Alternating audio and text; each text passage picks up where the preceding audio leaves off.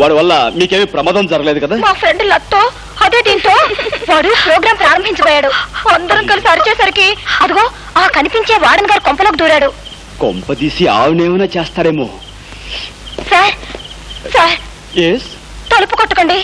వాడి కార్యక్రమం డిస్టర్బ్ అయిందనే కోపంతో ఆవిడ్ని పొడి చేస్తాడేమో. సార్ వాడిలాగా గొట్టం పుచ్చుకొని పాకి చప్పుడు కాకుండా పై కిటికీలోంచి దిగడం మంచిది. గొట్టం నేను. సార్ ప్లీజ్ మా వార్డెన్ గారి ప్రాణాలు కాపాడండి. All right.